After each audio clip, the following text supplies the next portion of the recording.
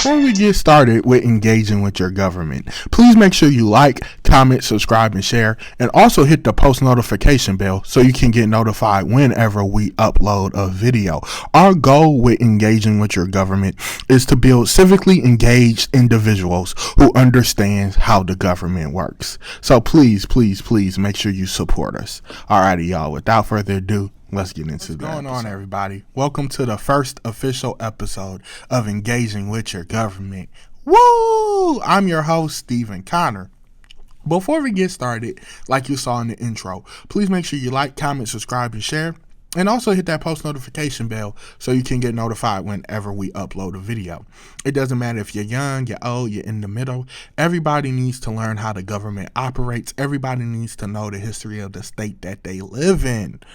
Following this, we will have videos about how the three branches of government apply to Ohio. We'll talk about the Ohio Constitution,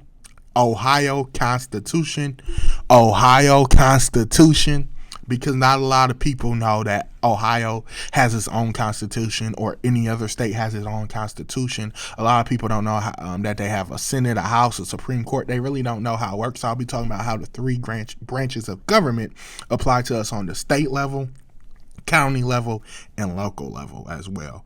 And of course, the three branches of government is judicial, executive, and legislative. I'll tell you who's in the executive, who's in the legislative, who's in the judicial for all three. And after that, we'll talk about, like I said, the Constitution. We'll talk about the U.S. Constitution versus the Ohio Constitution. And then we'll also break down every single office, the term limits, and what's the purpose of the office in Ohio. So if all of that sounds good to you, or you have a family member, a grandson, a niece, a nephew, a cousin, a coworker, a brother, a sister, a mom, a dad who you think this will be interesting to, please make sure you share it with them. So without further ado, y'all, let's get started with the history of Ohio.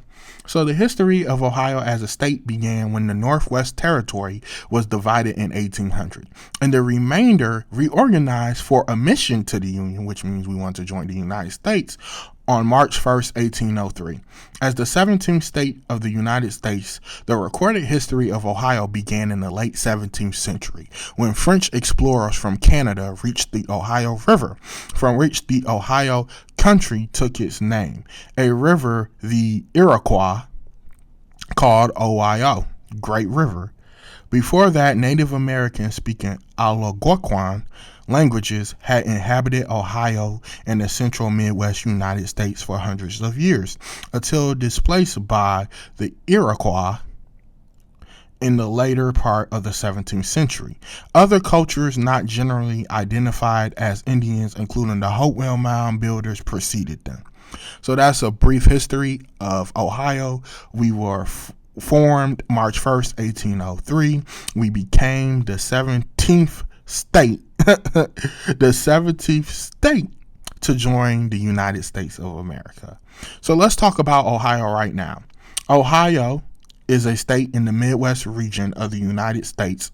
Ohio borders Lake Erie to the north, Pennsylvania to the east, West Virginia to the south, Kentucky to the southwest, Indiana to the west, and Michigan. Go blue! I'm about to get a lot of pushback for that.